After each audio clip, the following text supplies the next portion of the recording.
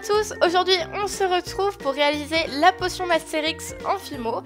Donc si les tutoriels un peu décalés comme ça vous plaisent, n'hésitez pas à me le dire en commentaire, comme ça je pourrais en refaire. Si vous avez des idées, dites-le moi aussi. Donc pour réaliser cette potion, il vous faudra un rouleau, une lame, une aiguille, de la pâte vert clair, vert foncé et du marron. Donc les deux verts sont des mélanges pour faire un marron plus foncé. Vous pouvez mélanger soit avec un petit peu de marron, soit avec un peu de noir. Moi j'ai mélangé avec un petit peu de marron. Donc pour commencer, vous allez faire une petite forme un peu de soucoupe entre vos mains avec la pâte vert clair. Donc tout simplement vous faites une boule et vous l'écrasez un petit peu très légèrement dans vos paumes de main et ça devrait le faire.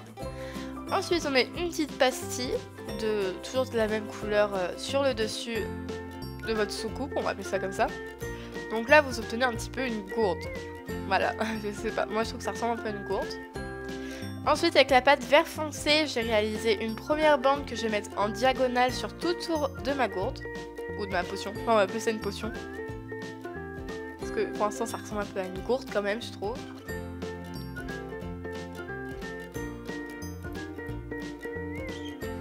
Et ensuite je fais la même chose dans l'autre sens, en coupant à chaque fois pour pas qu'il y ait une superposition des deux bandes.